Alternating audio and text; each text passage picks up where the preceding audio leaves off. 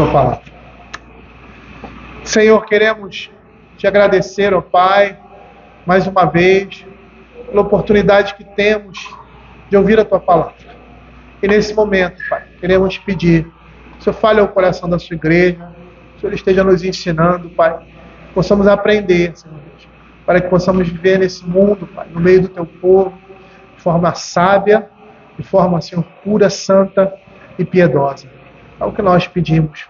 Fala ao nosso coração, Senhor, através da Tua palavra, em nome de Jesus. Amém. Nós iniciamos hoje pela manhã a exposição dos versos de 15 a 20, e eu gostaria de fazer essa leitura de novo, começando depois, partindo do verso 16, foi onde nós caímos, paramos, melhor dizendo. Se teu irmão pecar contra ti, vai arguí-lo entre ti e ele só. Se ele te ouvir, ganhaste teu irmão. Se porém não te ouvir, toma ainda contigo uma ou duas testemunhas, para que depoimento de 2 ou 3 testemunhas da palavra se estabeleça. E se ele não os atender, diz a igreja, se recusar a ouvir também a igreja, considera como gentio publicano. Em verdade vos digo que tudo que ligardes na terra terá sido ligado nos céus, e tudo que desligardes na terra terá sido desligado nos céus. Em verdade vos digo que se 2 entre vós sobre a terra concordarem a respeito de qualquer coisa que porventura pedirem, ser-lhe-á concedida por meu Pai que está nos céus.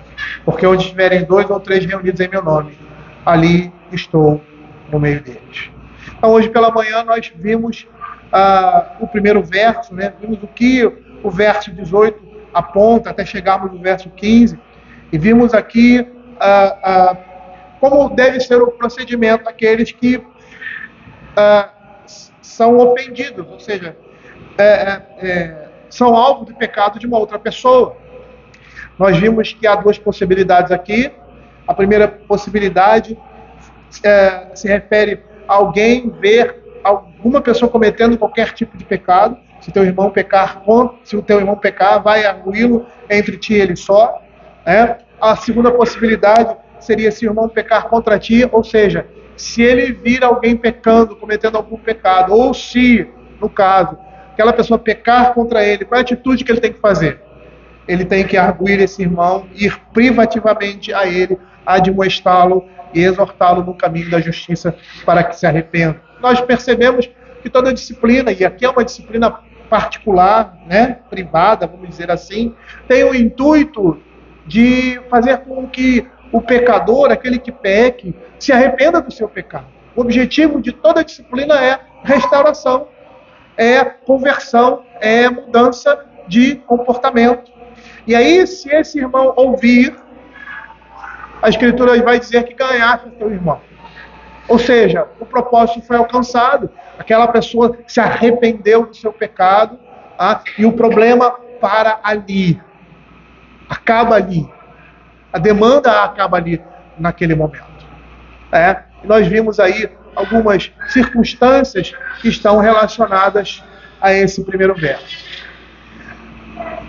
Continuando a exposição e seguindo a estrutura do texto, o verso 16 ele diz: porém não te ouvir, toma ainda contigo 1 ou 2 pessoas, para que pelo depoimento de 2 ou 3 testemunhas toda palavra se estabeleça. E se ele não os atender, diz a igreja, e se recusar a ouvir também a igreja, consideram como gentio e publicano.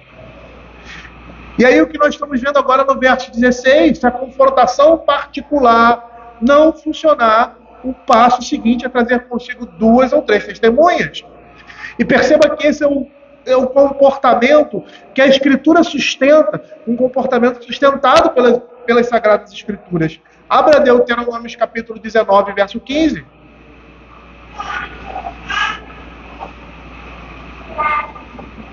Veja o que a Escritura vai dizer. Uma só testemunha não se levantará contra alguém por qualquer iniquidade ou qualquer pecado, seja qual for que cometer.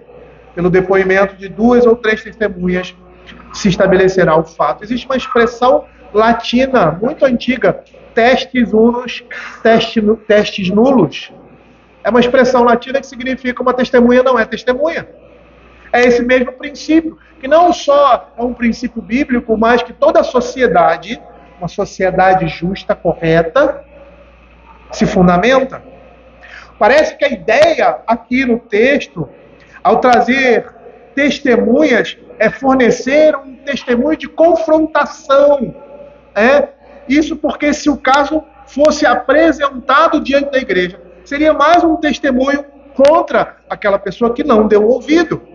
Matthew Henry vai dizer que esse procedimento submete o que o faltoso vai dizer a outras pessoas, não só para terem testemunhas do caso, mas também para argumentarem com ele posteriormente sobre o caso.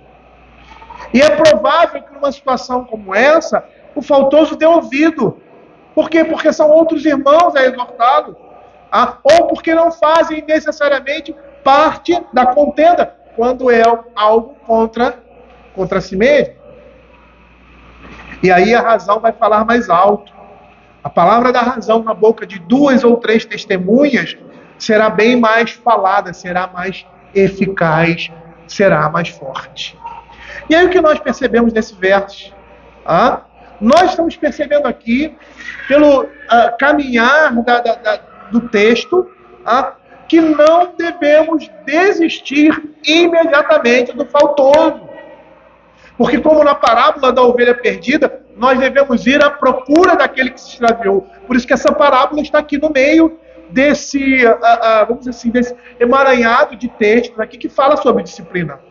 Por amor ao pecador, devemos prosseguir em seu trabalho de persuasão, agora levando a sensatez pelo testemunho de mais de uma pessoa, ou seja, de 2 ou 3 testemunhas. Perceba que o irmão aqui lesado, aquele que presenciou o pecado, é advertido a visitar novamente o culpado. E agora ele não vai sozinho, ele leva consigo outras pessoas para servir de testemunha do caso. E ele deve escolher cuidadosamente a quem levar consigo. Perceba como essa é uma admoestação sábia.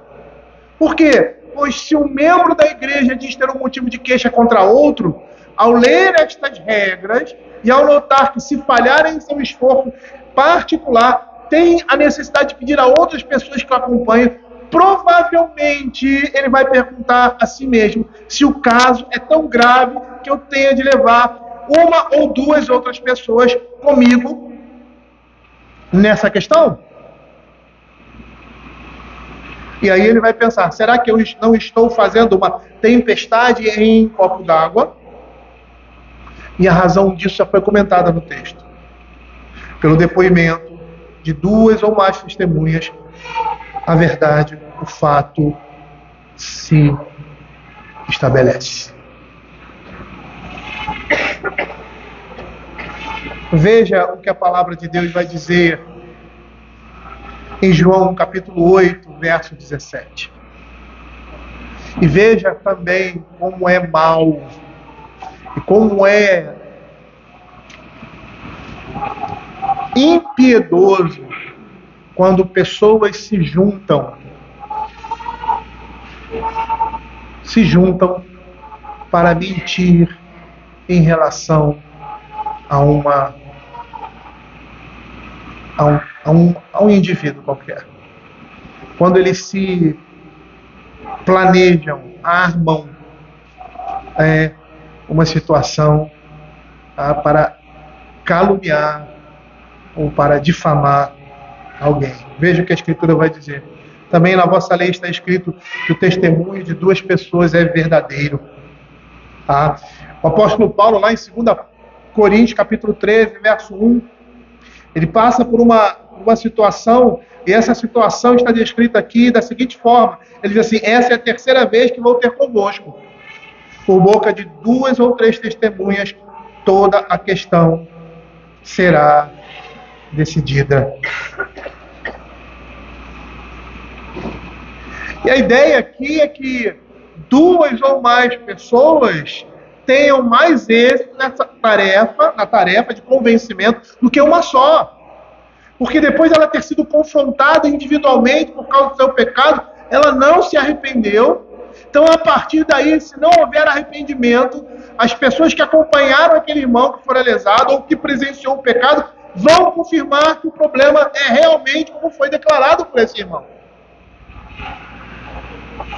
E que com firmeza e métodos fraternais, piedosos, tentou persuadir o culpado, mas que tais esforços foram em vão.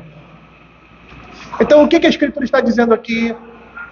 Se nós vimos alguém pecando, um irmão nosso pecando, ou se esse irmão pecar contra nós, o que nós devemos fazer? Admoestá-lo privativamente. Mostrar o seu erro. Mostrar que ele pecou, que ele precisa se arrepender, que ele precisa restituir, se for o caso.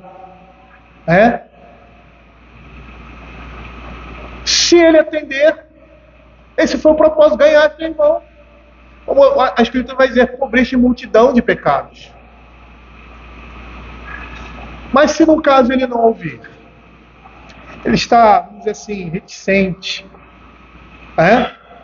Então, o segundo passo, leve testemunhas com você. Pessoas que são dignas de confiança, pessoas sérias, pessoas que tementes e piedosas, para que, pelo depoimento, pela exortação, não só de um, agora de 3, ele possa se convencer. Muitas pessoas são assim, elas não se convencem inicialmente, só são convencidas quando um grupo de pessoas chega e diz: você está errada, por causa disso, disso e disso. E aí, essa postura é uma postura muito mais impactante.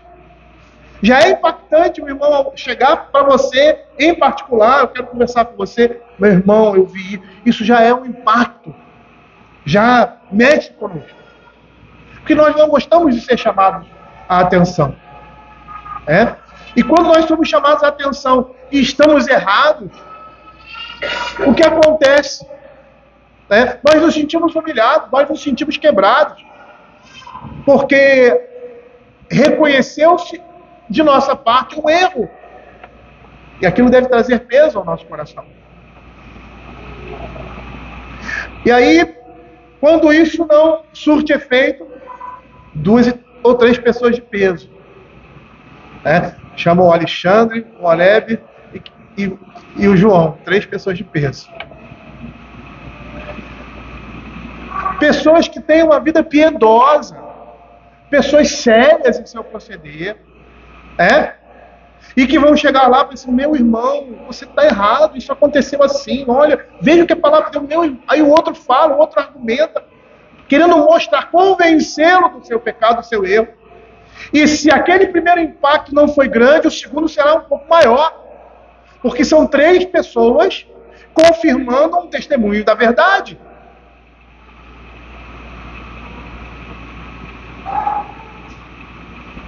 Mas se mesmo assim ele não se convencer, o que a Escritura diz?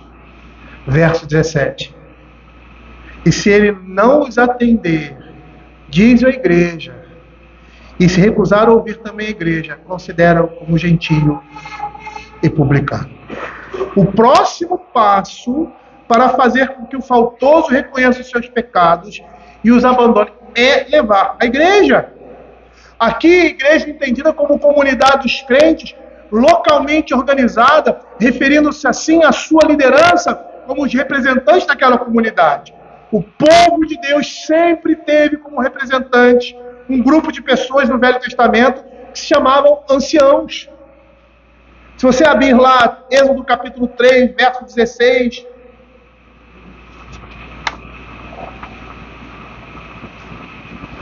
a palavra do Senhor vai dizer assim: vai junto os anciãos de Israel e diz-lhes: o Senhor, o Deus de vossos pais, o Deus de Abraão, o Deus de Isaac, Deus de Jacó, me pareceu dizendo: em verdade vos tenho visitado e visto o que vos tem sido feito no Egito. É a liderança daquele povo. Ancião significa um homem idoso, eram esses respeitados, mais velhos na comunidade, por sua sabedoria e sua experiência. Por isso que lá em Levíticos 19:32, assim, diante das cães levantarás e honrarás a presença de um ancião e temerás o teu Deus, eu sou o Senhor. Esses homens, eles tomavam a frente, ou seja, tomavam parte no tribunal da cidade, eles julgavam as questões da cidade, porque eram homens mais velhos, mais experientes e homens que temiam ao Senhor. E esse procedimento lá no Velho Testamento, da liderança dos anciãos, dá continuidade assim na sinagoga e consequentemente nas igrejas. Como nós vemos lá em Atos 14:23, quando a palavra de Deus diz assim, promovendo-lhes em cada igreja a eleição de presbíteros, ancião. A palavra presbítero significa ancião, depois de orar com jejum, os encomendaram ao Senhor, em quem haviam crido. A Igreja de Cristo sempre teve como representante um grupo de homens que eram experientes na fé e na vida e que representavam o povo de Deus e o lideravam. Quando Paulo sai de Éfeso ali em Atos capítulo 20, ele diz assim, atendei por vós e por todo o rebanho sobre o qual o Espírito Santo nos constituiu como bispos, para pastorear. Bispos aí são presbíteros, são anciãos. Quando a igreja se reúne ali naquele concílio, para julgar uma causa, lá em Atos capítulo 15, verso 6, os judeus estavam perseguindo, vamos dizer assim, Paulo, para onde Paulo ia, e eles estavam dizendo aquilo que Paulo estava dizendo, olha, vocês precisam se circuncidar. A questão estava tomando um vulto tal que houve a necessidade da igreja se reunir, e quem se reuniu? Os apóstolos e os anciãos, os presbíteros, para examinarem a questão.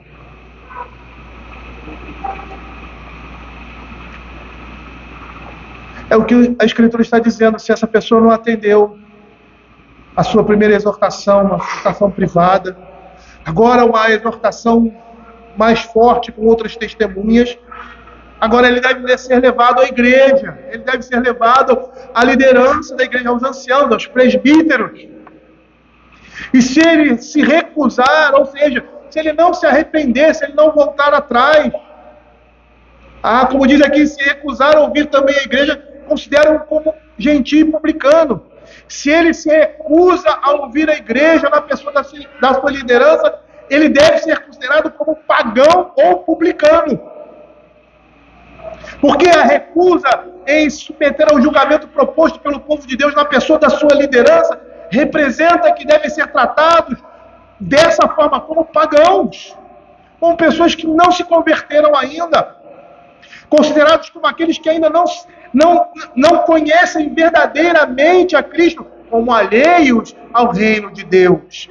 E essa pessoa impenitente, ela deve ser considerada como da mesma classe publicanos e pecadores, ou seja, inimigos do povo de Deus, por causa da sua obstinação, por causa da sua rebeldia.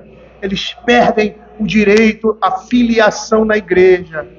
E agora se torna doloroso por parte da igreja o dever de fazer esta declaração.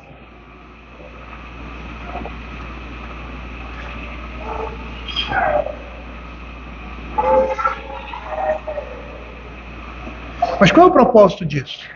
Qual é o propósito dessa tomada severa, declarando que eles não são filhos de Deus, que eles estão em pecado, que eles são rebeldes?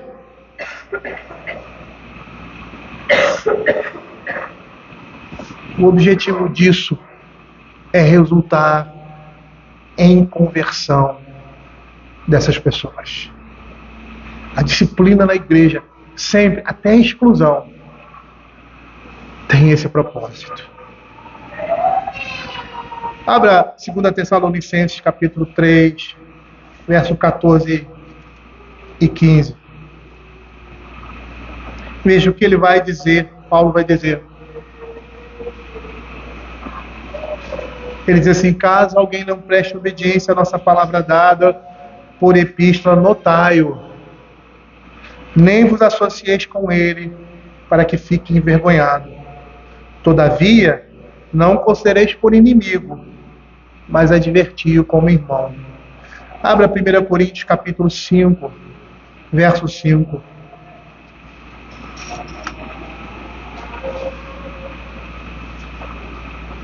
Veja que o texto vai dizer: seja entregue a Satanás para a destruição da carne, a fim de que o espírito seja salvo no dia do Senhor. O objetivo é conversão, o objetivo é que a pessoa caia em si, como o filho pródigo caiu, saindo ali debaixo da tutela do seu pai e começando a viver no mundo de forma desvairada, as consequências do pecado daquele homem caem sobre ele. E ele vai viver uma miséria espiritual. E se ele realmente for um cristão que está em rebeldia, adormecido, que está cego no seu pecado, ele vai se voltar para Deus por causa da miséria espiritual que ele está vivendo.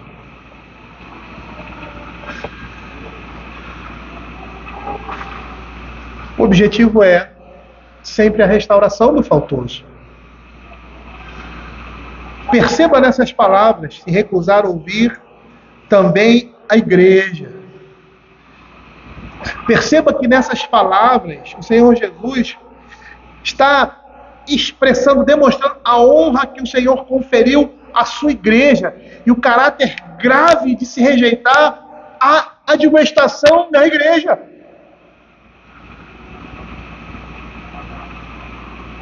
Se nós formos olhar na Escritura, os textos que falam sobre a igreja, lá em Mateus capítulo 16, 18, quando ele diz assim, o Senhor Jesus fala a Pedro, também eu te digo que tu és Pedro, e sobre esta pedra, ou seja, sobre a afirmação que ele faz, tu és o Cristo, o Filho de Deus vivo. Edificarei a minha igreja, e as portas do inferno não prevalecerão contra ela. A igreja, diz Efésios capítulo 22 e 23, é o corpo de Cristo, é o corpo daquele que tem a plenitude de tudo e enche todas as coisas. Mestre, comentando isso, ele diz que Cristo, querendo edificar uma igreja para si, cuidou aqui, nesse caso, da preservação, primeiro da sua pureza, para que ela pudesse ter uma autoridade de expulsão, um poder para purificar-se e renovar-se como uma fonte de águas vivas. E aí você vê Paulo lá em 1 Coríntios capítulo 11, ele diz: se vocês julgassem a vocês mesmos, vocês não seriam julgados. Mas quando julgados pelo Senhor, vocês são julgados para não serem condenados com o mundo. Paulo está dizendo: vocês deveriam ter disciplinado essas pessoas que trataram o sacramento de forma vil. Vocês deveriam ter corrigido isso na igreja. E por não corrigirem isso na igreja, o Senhor está julgando e corrigindo o seu povo. E naquele caso ali, por meio de algumas pessoas que estavam morrendo e outras que estavam adoecendo. É a pureza da igreja que está em jogo. E isso é necessário porque, uma vez que a rede do Evangelho traz tanto peixes bons como ruins, na parábola da rede, a disciplina é extremamente necessária para separar aqueles bons peixes dos peixes ruins. E a proclamação do Evangelho é assim. No meio do povo de Deus, existem aqueles que não são povo de Deus. No meio do trigo, há o joio, que a Escritura vai dizer. E nós não conseguimos ver quem é o trigo e o joio muitas vezes. A disciplina vai mostrar quem é o joio e quem é o trigo na igreja. Pelo menos naquele momento. Naquele momento. No momento em que a pessoa foi advertida a primeira vez, não se dobrou. Foi advertida agora a segunda vez, não por uma pessoa, mas por 3 pessoas, 2 ou 3 pessoas. não se dobrou. Agora, levou-se o caso à igreja, aos anciãos da igreja, à liderança da igreja, e ele mais uma vez não se dobra, declara-se publicano e pecador. E o primeiro propósito de Deus foi ser a pureza da sua igreja. Mas não somente a pureza, mas também a preservação de sua paz e ordem. Porque o caos se estabelece quando não há correção. Quando nós não corrigimos, eu vou falar para os pais, quando nós não corrigimos os nossos filhos como devem ser corrigidos, o caos se estabelece.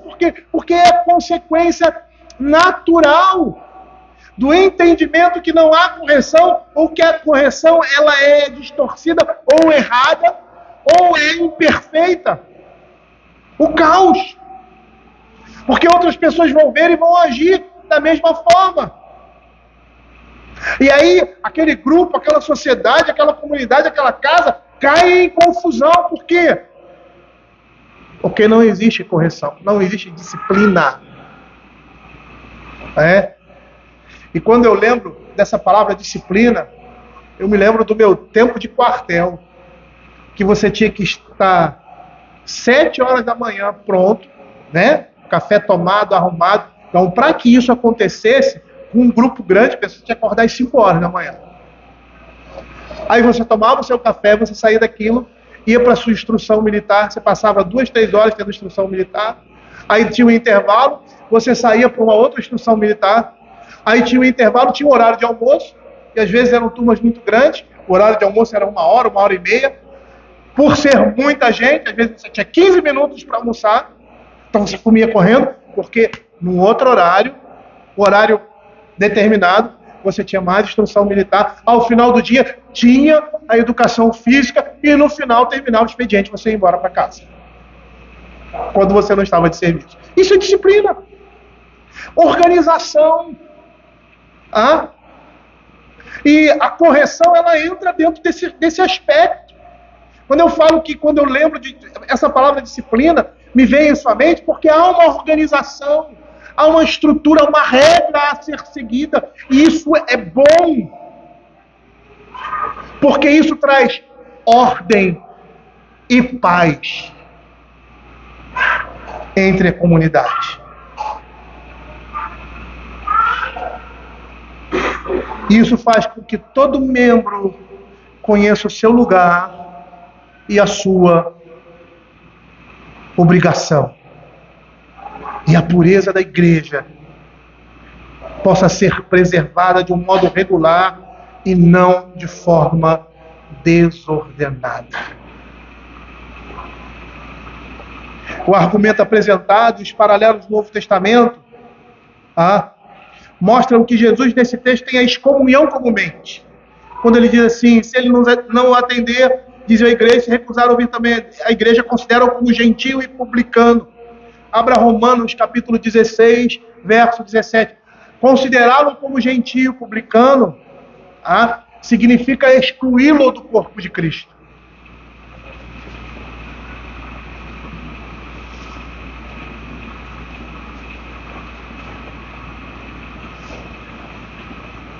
E por que nós vemos dessa forma? Porque ele se utiliza das expressões gentios e publicanos para classificar esses que não se arrependeram, que continuam no seu pecado, que não se deixam convencer. E ele usa essa expressão porque os judeus sabiam que estes, por suas obras, não faziam parte do reino de Deus. Veja que Romanos capítulo 16, verso 17 vai dizer: rogo-vos, irmãos, que noteis bem aqueles que provocam divisões e escândalos, em desacordo com a doutrina que aprendeste, afastai-vos deles. 2 Tessalonicenses 3, 14. Veja que a Escritura vai dizer também nessa perspectiva, mostrando claramente que o que o Senhor Jesus está falando aqui, está falando de exclusão do corpo de Cristo.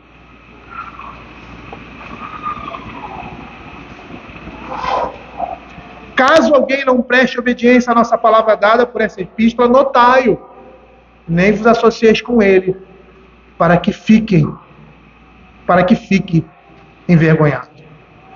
Mestre ele faz um comentário muito interessante a respeito disso. Ele diz assim: se ele menosprezar a admoestação, se não se envergonhar de seus erros, nem os corrigir, considere-o como um gentio e publicano, que ele seja expulso da comunhão da igreja, afastado das ordenanças especiais, que perca a honra da posição de membro da igreja, que seja colocado sob desgraça, e que os membros da igreja sejam avisados a se afastarem dele, para que possa sentir vergonha de seu pecado, e que eles não se contaminem por ele, nem se tornem culpáveis juntamente com o transgressor.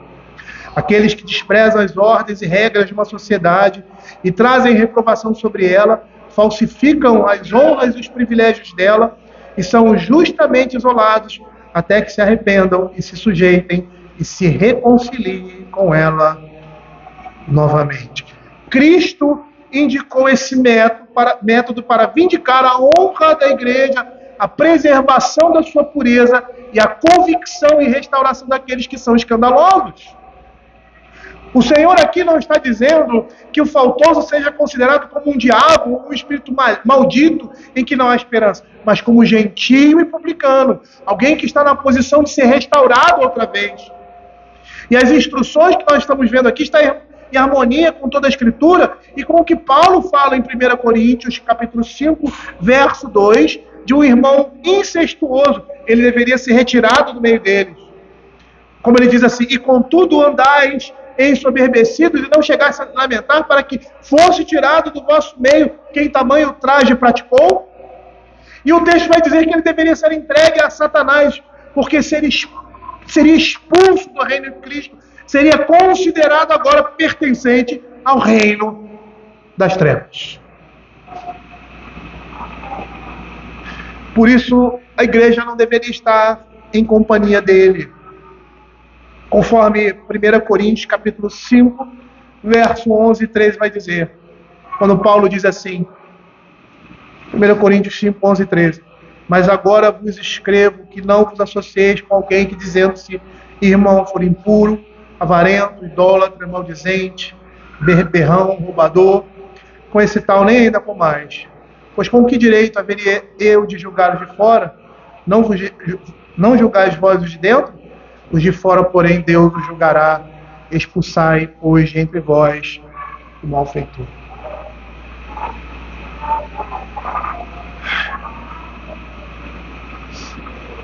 Esse é o método escolhido por Cristo. Não fui eu que escolhi, não são homens que escolhi. É a instrução do Senhor. E por quê? Porque uma igreja sem disciplina, a ausência de uma disciplina é uma desgraça para qualquer igreja. Por quê? Porque deve haver normas concernentes à fé e à conduta. Olhe o nosso país. Olha o caos que o nosso país se tornou. Por quê? Porque ele é leniente com o crime. A justiça, aquela que deveria nos proteger, está dando privilégios e protegendo aqueles que são infratores das regras de uma sociedade. O único direito que uma pessoa tem que infringe uma regra, o único direito que ela tem é se dobrar a regra. Esse é o direito que ela tem. E um dever também. Se ela não faz isso, ela deve sofrer as penas da lei. Eu estou falando de forma nua e crua. Porque existem atenuantes, existem agravantes, existem outras circunstâncias. Nós não estamos levando isso em consideração. Essas coisas são levadas em consideração também dentro da igreja.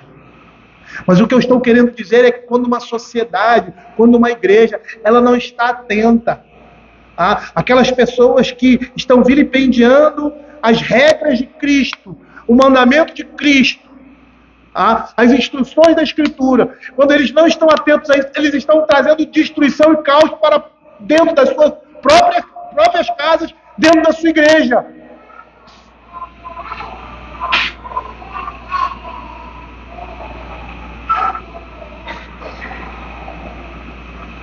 E nós vamos ver que há princípios gerais claramente apresentados nas Sagradas Escrituras, que apresentam toda a vontade de Deus para a vida humana, e é privilégio e dever da igreja expor esses princípios e ordenar a seus membros que se esforcem com o auxílio do Espírito Santo para aplicá-los em sua vida e pensamentos cotidianos.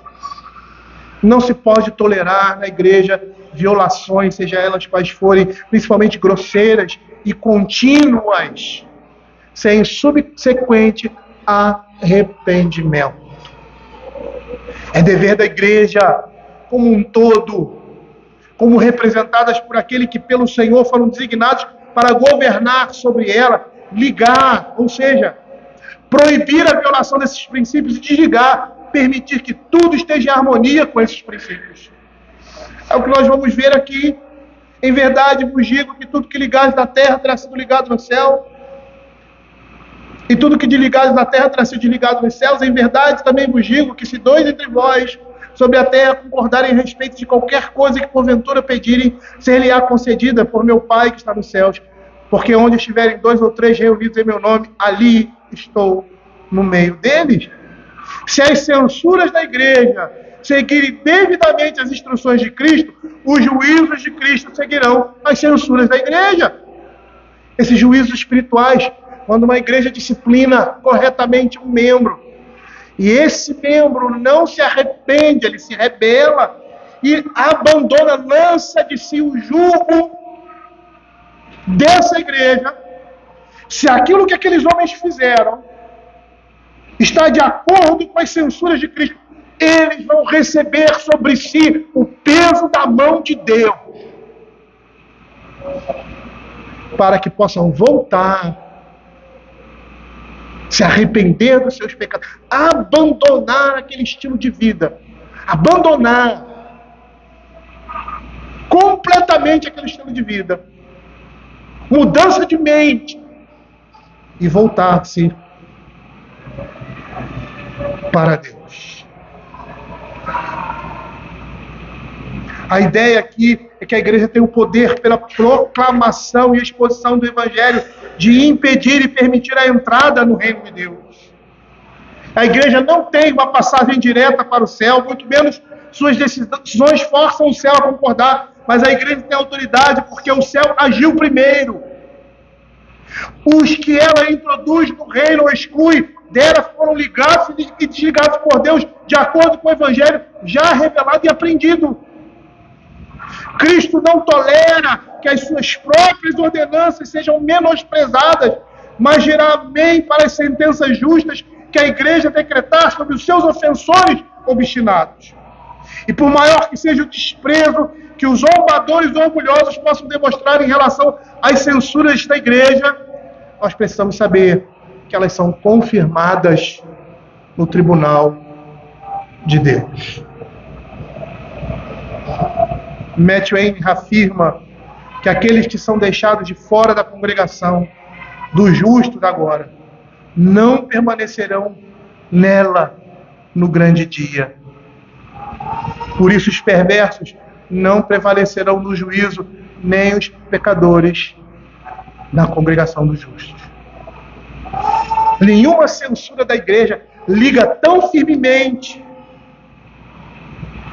mas mediante o arrependimento e a restauração dos pecadores, eles podem e devem ser novamente restaurados.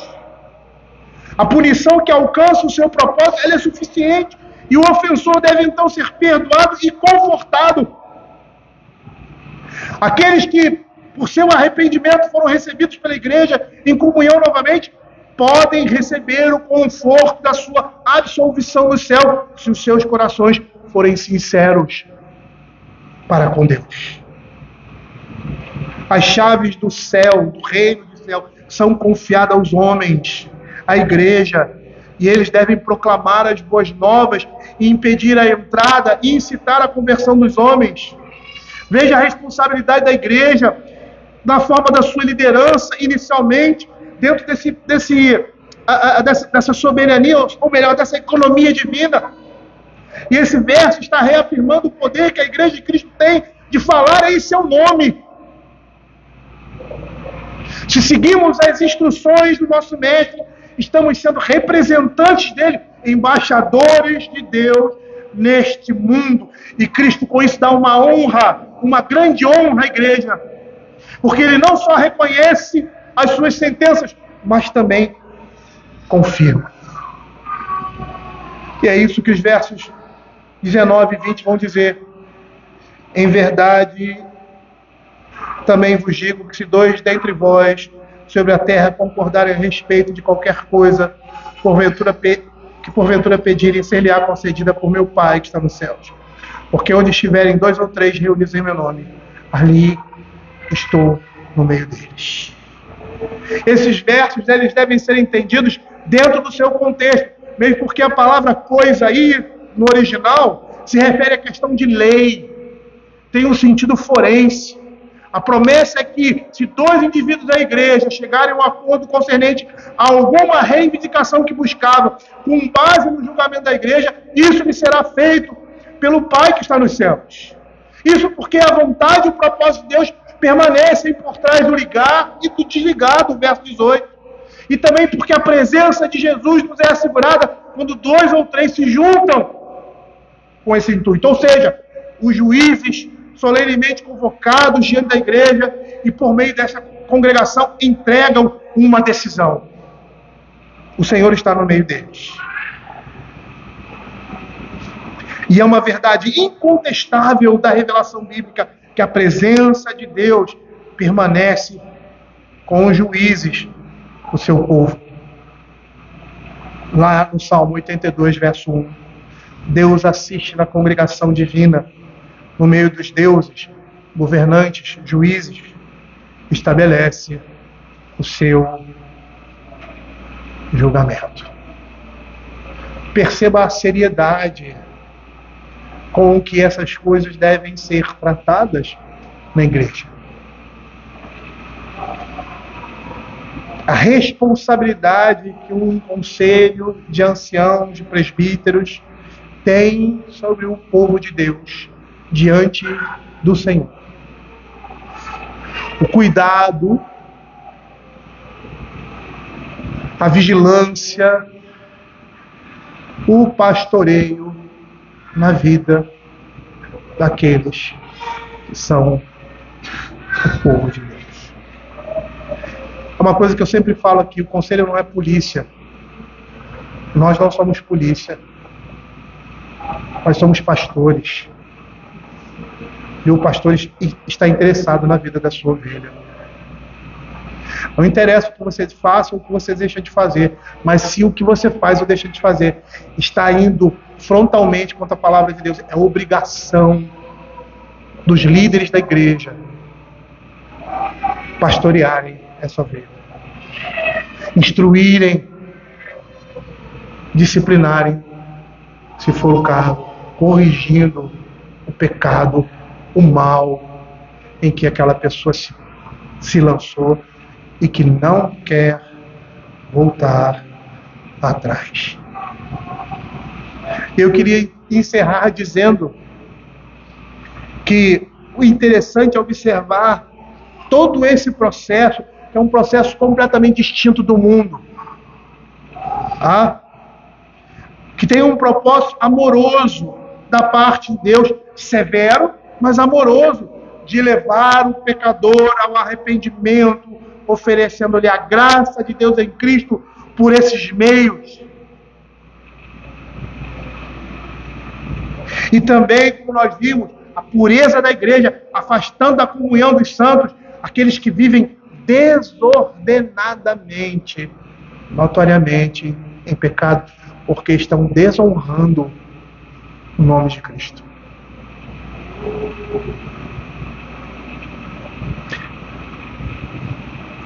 Queridos, eu acho que não tem mais nada a dizer. Acho que a exposição, ela foi tão clara e cumpriu o seu propósito.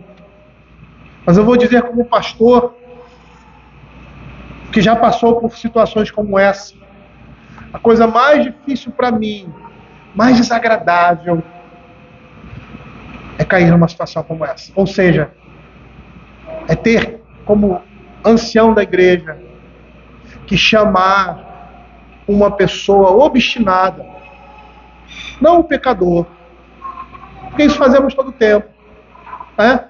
Fazemos com os nossos filhos, em casa, eu não mais, né? Com os nossos irmãos, meu irmão está errado, você pecou, então, poxa, realmente, tal. Mas é difícil, e é tão ruim, é tão desagradável você lidar com pessoas que estão obstinadas no seu pecado. E às vezes uns reagem de um jeito, outros de outro. Outros reagem educadamente, mas estão ainda em rebeldia com o Senhor. Outros não. Outros partem para a briga. Mas tanto um quanto o outro estão perdidos. E como é ruim ter que tratar um coração rebelde e obstinado no seu pecado. Seja esse demonstrando uma revolta clara ou não, mostrando que a sua revolta e a sua obstinação é somente espiritual, ou seja, ele está se revoltando contra Deus. Ele não quer mais trazer sobre si o jugo de Cristo.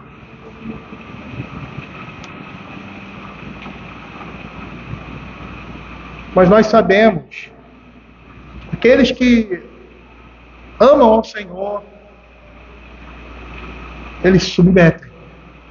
Por mais vergonhoso, humilhante que seja, eles se submetem à disciplina, se submetem à correção, porque sabem que necessitam disso. E quando você tem uma igreja, como uma casa, que recorrentemente age dessa forma, às vezes você não precisa nem falar. A pessoa vem a você. Como muitas vezes os nossos filhos, acho que vocês já passaram por essa situação, hoje aqueles maiorzinhos, né? E que chega assim pro papai, papai, eu preciso apanhar, né, papai? Eu errei, eu pequei. E às vezes você nem quer bater, nem quer corrigir, mas você se sente envergonhado porque a criança está reconhecendo que ela precisa, que ela necessita, porque ela já entendeu. Porque esse é o ritmo do lar. E é uma coisa que às vezes nós não entendemos, que a disciplina não é um momento, a disciplina é uma vida. Esses dias estávamos conversando com uma pessoa e ele não conseguiu entender. Acha que a disciplina ali no corrigir, no admoestar é uma coisa pontual. Não, é um estilo de vida que num determinado momento se manifesta daquela forma por meio de uma correção e uma admoestação, mas é um estilo de vida. E como estilo de vida, aqueles que estão em falta, eles sabem. Seus filhos vão procurar você e vão dizer, olha, eu pequei, eu errei, meu pai, minha mãe, aconteceu isso. Mas eles fazem isso porque querem ser restaurados. Porque o peso do pecado está sobre os ombros deles. E eles vão procurar aqueles que ele frontalmente ofendeu, que são os seus pais. E na igreja não é diferente. Quando a igreja tem esse modo de vida, um modo de vida em que a palavra é pregada, é ensinada, né? Corrigimos os nossos irmãos, admoestamos, exortamos, choramos com eles, estamos interessados na vida deles, na vida espiritual deles, no progresso espiritual deles. A igreja, os crentes, quando cometem alguma falta, eles procuram a sua liderança.